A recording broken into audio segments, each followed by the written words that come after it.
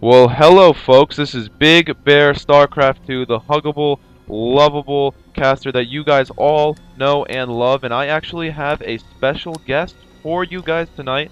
I did actually say it in an earlier video, and it was that I am actually bringing a special guest onto the screen here, and I'm trying to give him some spotlight time. And I'm hoping that you guys like him, and you guys definitely will. In my opinion, he is an extremely strong caster, and here he is. Version, why don't you tell us a little bit about yourself, what you do, and whatnot? You can introduce yourself now. What is up, guys? It is me, Version or Both Girl. I just started casting about a couple weeks ago. I've casted several games. You can check it out in the description. But I am just started casting because I felt like it. And let's talk about this game. How's Big Bear? Alright, well actually we do have for you guys a TVP. The blue Protoss is going to be Todd, and Todd is kind of known for his standard play. He's not that player who you're going to see kind of make that creative play style that, you know, is kind of what TLO is known for, what Spanishiwa is known for, but he's going to be really that player who is just very solid on his timings, really kind of that standard player. And I mean, I don't know, I really like watching Todd. And I mean, this red Terran here is also very good, but in my opinion, Version is much more familiar with Cloud than I am. Version, why don't you take it away and let us know about Cloud? Cloud's more of a defensive player, but he's more of standard, just like you said about Todd. He plays he's like more standard on his timing, like, and he just plays defensive back and tries to build up his army, then attacks and counters, just like any other player. Well, thank you very much for that. Now, Version, I'm actually sure that all of my viewers are in fact curious. How did you come up with the name Butt with Girl? Well, both girls an inside joke me and my friends came up with. We were playing Halo Reach one day, and we were playing zombies, and there's this girl we were playing with. Well, not really a girl. It was just a picture on the thing, Oh, girl, there you go, see? and she looked like the person looked pretty cool in game. So we were like, yeah, he looks pretty cool, but with girls. So it just stuck. Well, you know what? That is very interesting. I find that very funny. You know, it's kind of weird to think, like, you know, if you really think about it, how did Husky StarCraft even come up with his name? I mean, it's kind of weird to really think about names in general. Day 9 TV, for those of you who do not know him, he is in fact a caster who's really strong on his analytical skills, and he's one of those people who will spend an hour or two on a game that lasts only 15 minutes, and if you do not in fact know who that is, you should definitely check him out. He's a very strong player and a very strong competitor.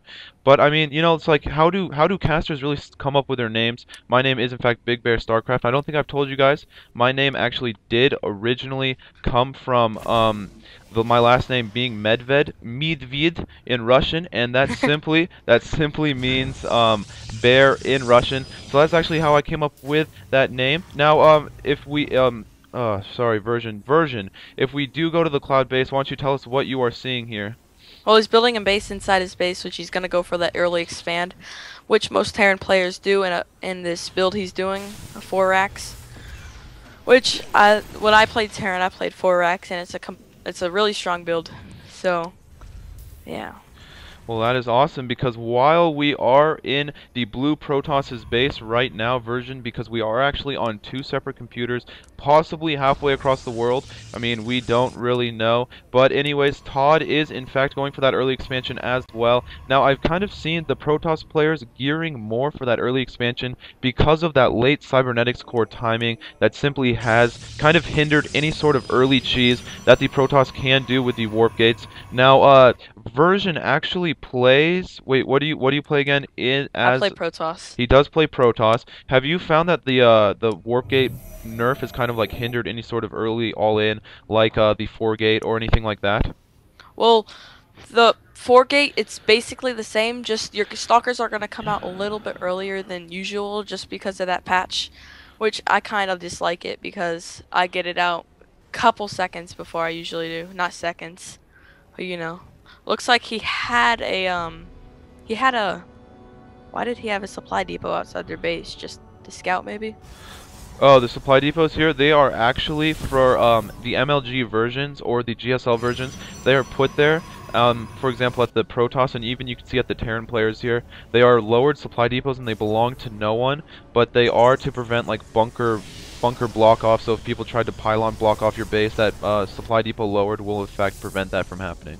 Oh, I never noticed that. But it looks like Cloud is gonna push out with a group of Marines. Lots of groups of Marines. And there's gonna be a big battle here. Oh, force fields. Force. That force field will in fact kind of deter the Terran army, but if I was Cloud, now would maybe be the time to push out, simply because there is a lot of energy on these sentries, but if he kind of feigns a push, he will force the energy to come off of those sentries in the form of a force field, and that'll kind of force Todd to waste his force fields until he has none left. And if you can see, Cloud actually has a huge amount of Marines, and he is going to be deciding to push in here. The Stalker will actually go down. Version, why don't you take this from me and let us know? Well, he should push up right now because his army will probably overpower. But that Immortal may do stuff. Oh, the force field placement. Oh, that force field placement is beautiful. Except, oh, his army's gonna be taken out. Oh man, this is bad. This is not looking good for Cloud right here because if he counters right here, this might like ruin his chances for winning this game. Yes, for sure. That push actually did not favor Cloud at all. That was very, very good force fields by Todd. Now, hold on. I'm actually going to pause my game here. Now, you pause your game as well, I Version, and let paused me it. know what time are you at right now, real quickly. I'm at 8:48. Okay, I will go ahead a single second.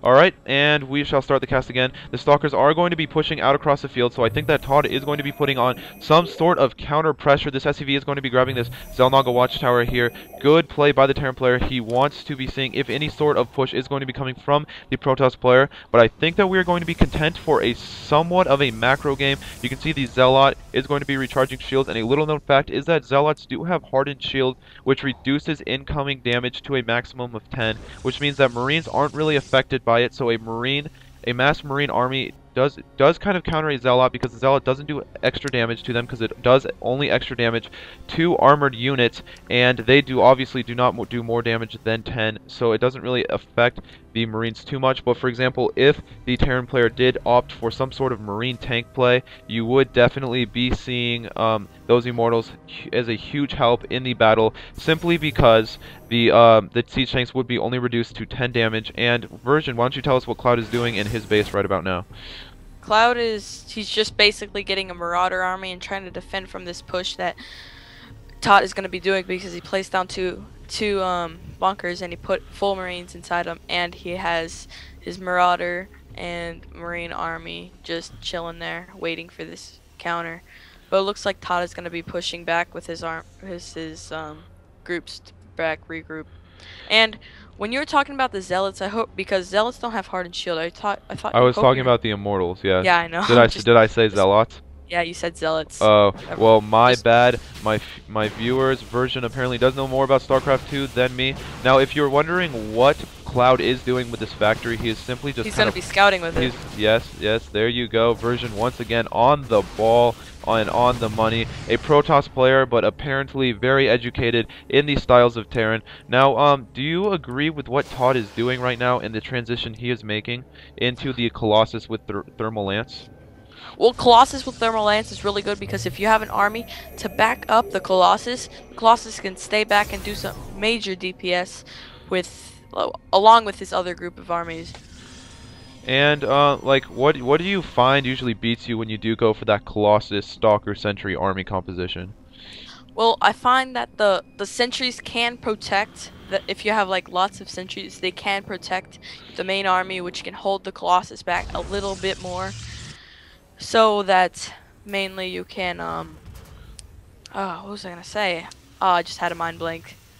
That is okay. It happens to the best of us. I have had a mind blank on more than one occasion. Now, the thing about Terminus Re, which is the map we are playing on, is that it heavily Oh, favors. looks like there's gonna be a drop. Looks like there's gonna be a Oh, drop good back. call, Version. I would have actually missed that, probably. You can see that both these medvacs here are going to be loaded full of Marines and Marauders. Now this is going to be probably pretty successful because the Protoss army is in fact at the front of the base, and here comes the drop at the back of the base. You can tell that I'm starting to hype up my voice for this inevitable. The Protoss army is actually going to be totally unprepared for this. Both the drops are coming out, and the Marines and the Marauders are going to be stimming here. I am hoping to take out pylons, but he's actually waiting for all of the units. Then he does stim. Is he going to take out any sort of units? Actually, we'll take out 2 High Templar here. Are there going to be any sort of sorceries? If I was the Terran player, I actually would load up and get out of there. A poor Marine. Actually, no. This is the leave no man behind army, so they do load up that Marine at the cost of the medevac. But I do not know. Was that really a successful attack, do you think, Version? Well, he took out a couple probes and a couple stalkers, but it was an unsuccessful attack because he didn't really do that much damage.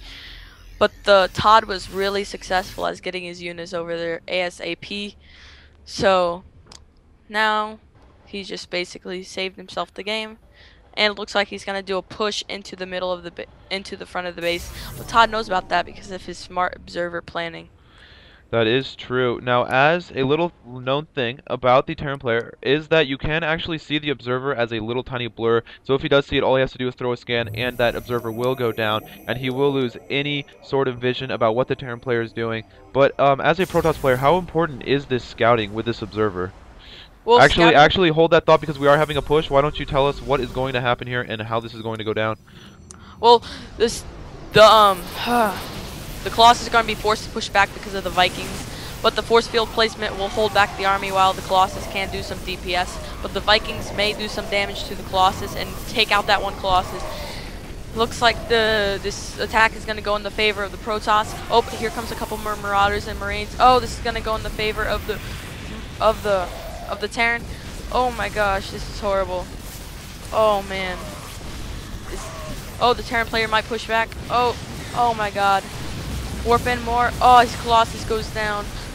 Oh man, that was horrible. Now, do you think that that went into a favor of any one person, or do you think that that was a relatively even exchange? It wasn't really that even because the Protoss has way less units than the Terran does. Terran could easily go in there and kill the rest of his units.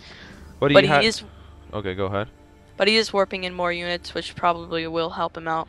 You can see that there actually are a lot of reinforcements coming in by Cloud, coupled with the Vikings that are going to be sitting overhead. He's going to actually stim up a lot of these units. Actually does see the observer. That is what I was talking about, is that you can see a slight blur of the observer. If I was Cloud, now would be the time to start knocking down on these destructible rocks right at the bottom of his army. There's going to be a lot of Vikings, a lot of Marines, and actually I really like this ghost placement just simply because of the EMPs. Good EMPs can in fact wipe out a sentry's energy, and so that prevents any sort of force fields. But it looks like it's actually not going to matter because there is not very many force fields in the mix at all. Now, how important are High Templar late game? Do you favor them? I don't really favor him because the Side Storm doesn't really do that much damage in late game because he has so much of big armies, like with big teched up units like Thor and such.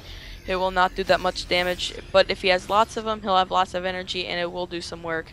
But as like right now, he only has 2 High Templars, which won't do that much. We can actually see that there's a drop happening at the bottom here, at the bottom expansion, and you can see he's going to pick off a single pylon. I do not know if I agree with that. He really should have been focusing down the Nexus because all of these units are going to be streaming down. But while they are streamed down, there's actually a vulnerable push out. And and he pushes in with the rest of that is a very smart time because he will in fact touch. He's going to take out one Colossus. No, he will not. He will actually choose the kite back.